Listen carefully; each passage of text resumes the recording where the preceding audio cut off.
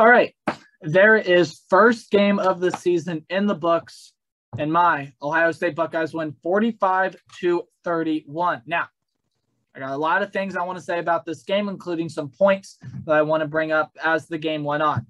So if you guys are new to these types of videos, what I do is I don't have any fancy graphics, well, except for what's around me here. But overall, it's just me talking to a camera, reviewing the game for you guys, giving you my personal thoughts. And last season, I did kind of a thing where I gave myself a day to digest it, and I recorded the day after. Nope, not this year. I'm going to give you guys my thoughts on what just transpired. I mean, literally, the game just ended as I'm sitting down and recording this for you guys. So, again, Ohio State beats Minnesota 45-31. Let's break down this game.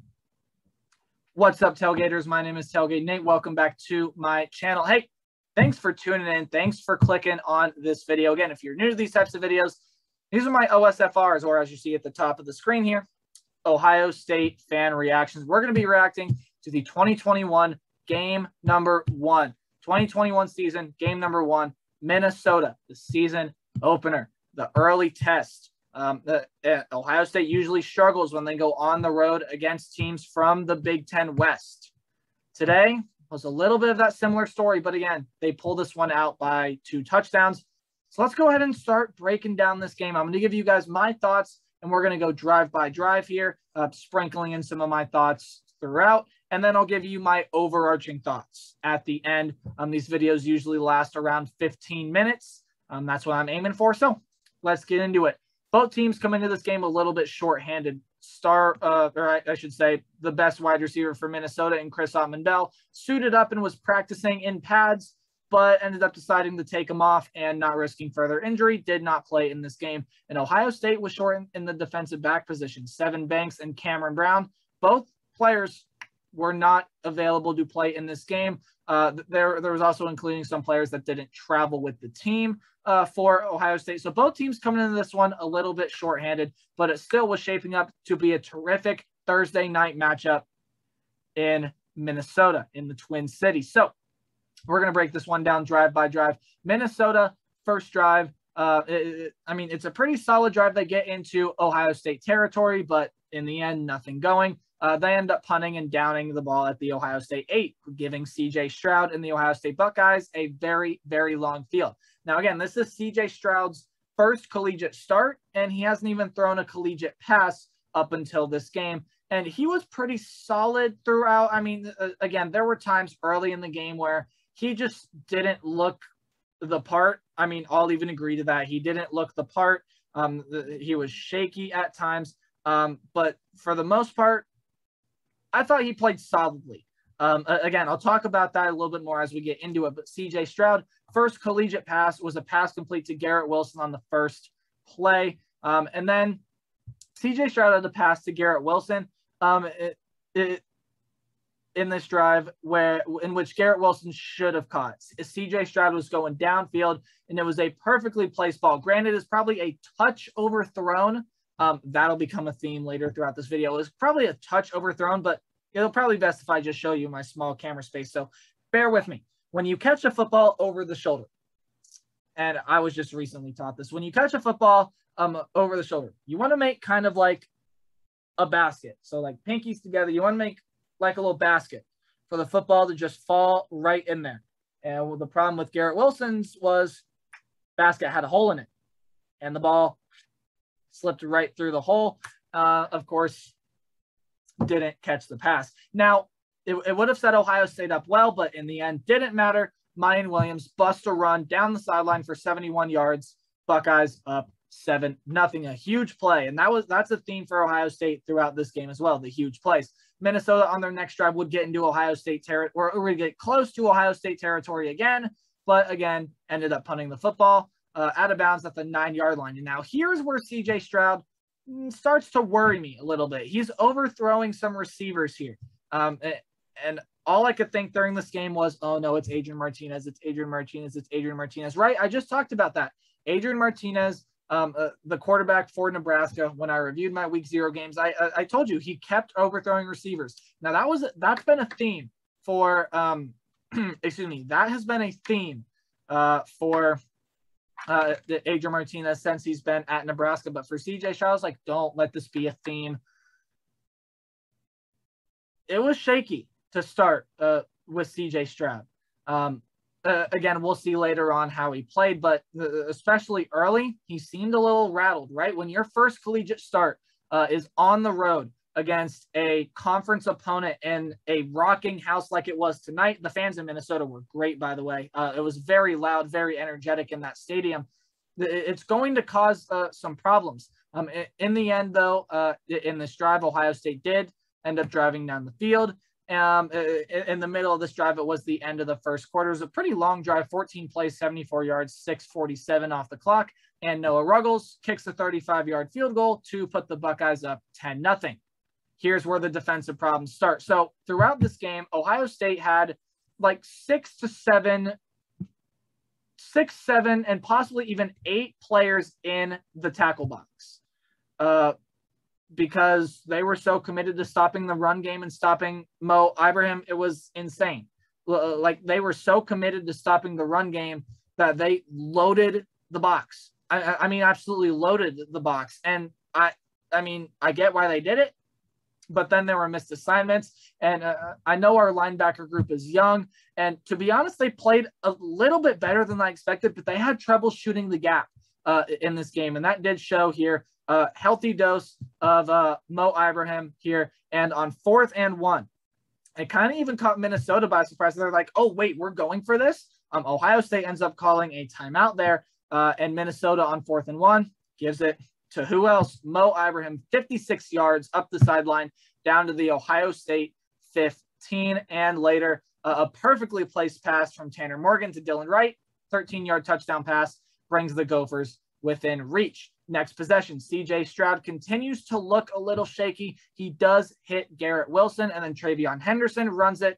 But then CJ Stroud again overthrows another receiver and then overthrows Chris Olave. Chris Olave gets a hand on it, tips it in the air, and the pass is intercepted by Terrell Smith and returned 23 yards to the Ohio State 37, setting Minnesota up pretty. In my opinion, if that ball wasn't tipped by Chris Olave, it probably wouldn't have gotten picked. It might just have been out of Terrell Smith's reach. Again, we never know because we will never know what happens if Chris Olave didn't tip the ball. But in my opinion, if he didn't tip the ball, I don't think that pass gets picked off. But you also can't really yell at Chris Olave for tipping that ball because he's just trying to get a hand on it. He's trying to bring it in. The best wide receiver in the nation in Chris Olave, again, just trying to bring it in.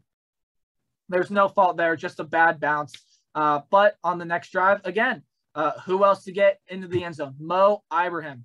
Minnesota gets it towards the goal line, and they punch it in. So all of a sudden now, Minnesota up top. Next Ohio State possession, they end up punting. And again, CJ Stroud continuing to make some mistakes. Now, he was perfect throughout this drive, but the Minnesota defense came up large. And also some discipline mistakes by Ohio State. CJ Stroud had a nice pass complete to Garrett Wilson. That was close to the first down, but Jeremy Ruckert with the holding call. Discipline's been a theme for Ohio State over the past couple of years. Minnesota, next drive, would end the half. And momentum was building for Minnesota, but I feel like Ohio State broke a little bit of it. Again, these linebackers were having trouble shooting the gaps and getting into the backfield into this game. While in this play here, it was a perfect read. The defender went unblocked, sacked. It was Cody Simon, I do believe, got into the backfield, sacked Tanner Morgan, and broke a little bit of the momentum. So coming out second half, CJ Stroud looks better. I was calling my family at halftime, just asking for their opinions on the game, and they're like, I'm not impressed with CJ Stroud. And I told them this. Again, I've already said this too, but when your first collegiate start and your first collegiate passes are in a stadium that is rocking, it's a Big Ten opponent, and you're going on the road, and you have these high expectations, yet you're going to seem a little bit rattled. So I wasn't too hard on CJ Stroud, but again, I didn't want him overthrowing receivers to become a theme. In the second half, we'll see.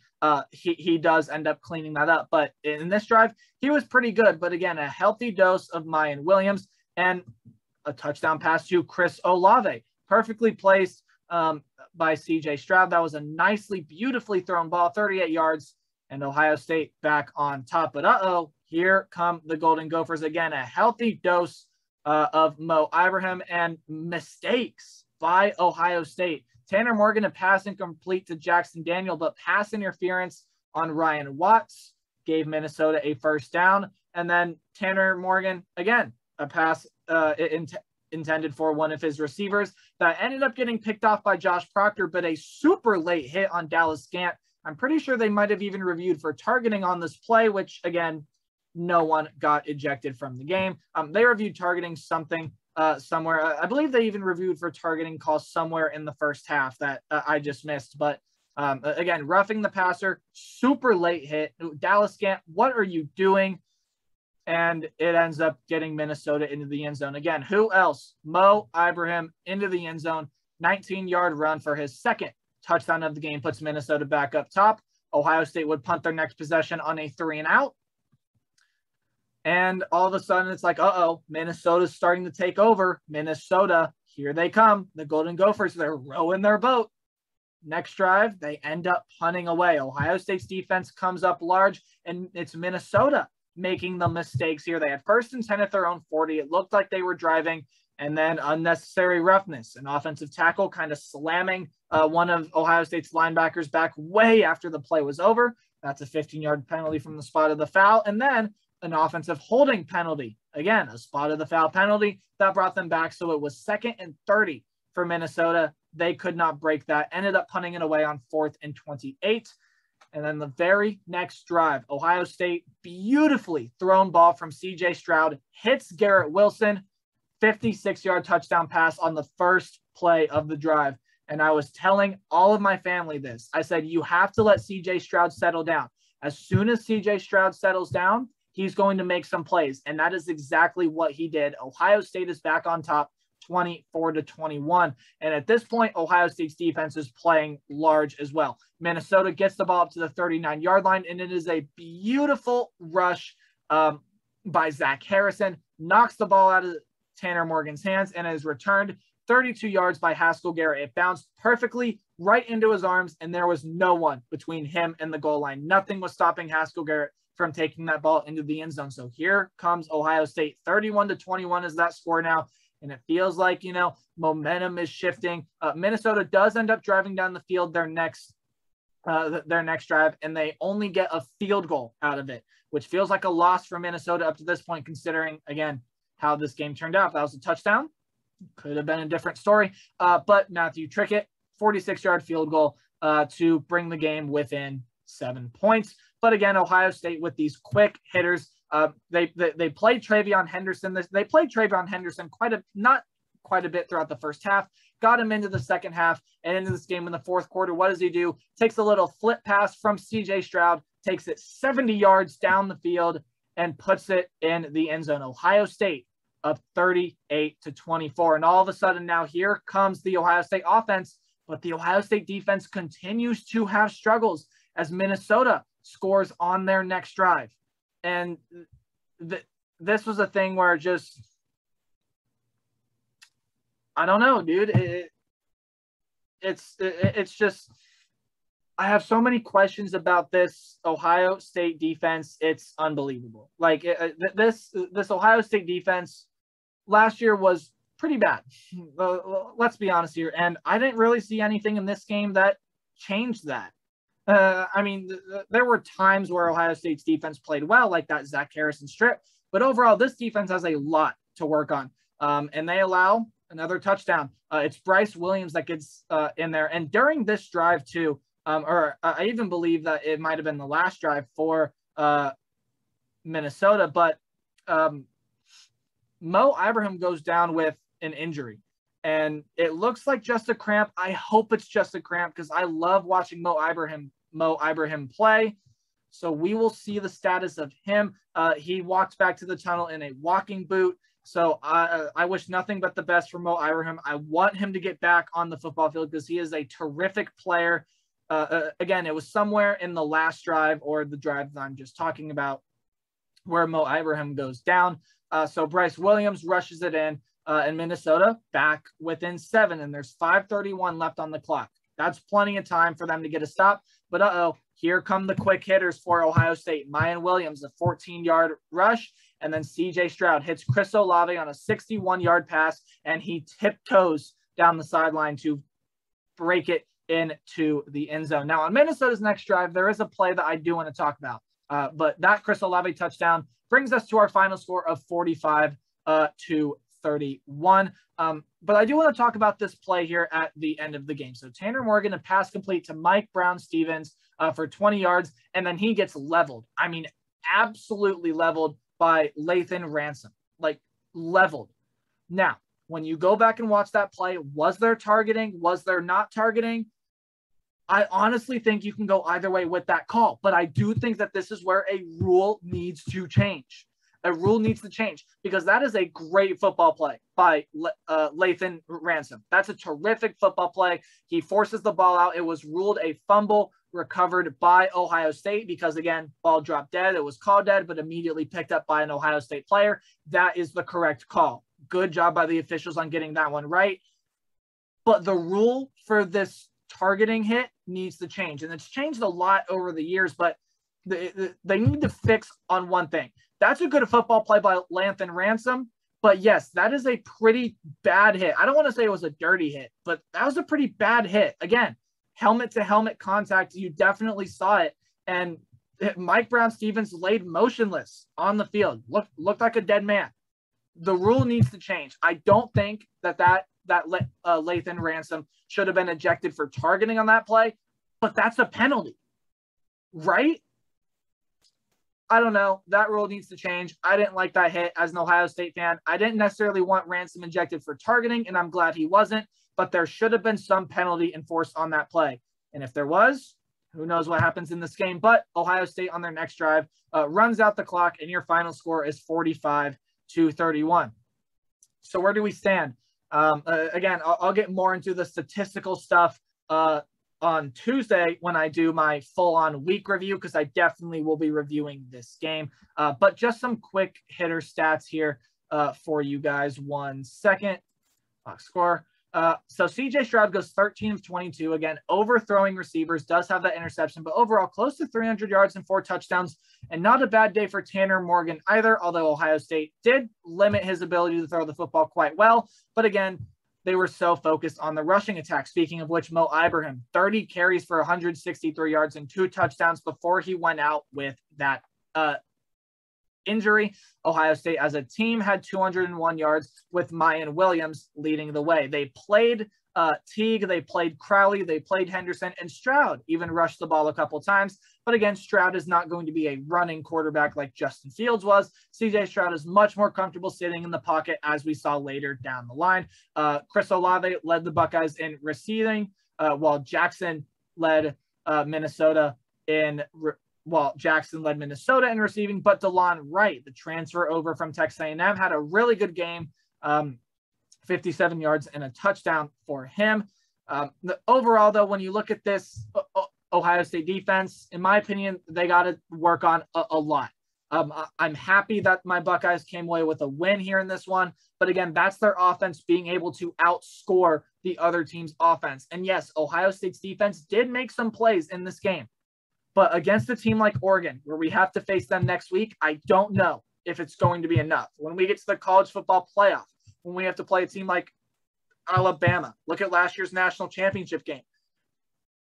If we're keeping pace on offense, eventually the other team's defense is going to step up and make a play. And Minnesota's team defense did that in this game. Now, Ohio State's offense, in my opinion, was good enough to outscore Minnesota's offense, but the defense has a lot of work to do. The defense has got a lot of work to do if Ohio State's going to want to be a true national title contender. But again, guys, your final score is 45 to 31. I think that's going to do it for my Ohio State fan reaction. Overall, C.J. Stroud, solid debut. Again, there are some things he can work on. Can't overthrow receivers like he did in this game. Garrett Wilson, got to come down with that catch, buddy. In defense, there's a lot to work on. But again, thank you guys so much for watching. Respect to Minnesota. You guys played a fantastic game. To my Minnesota fans out there, looking at you, Gopher fan. I see you down in my comment section.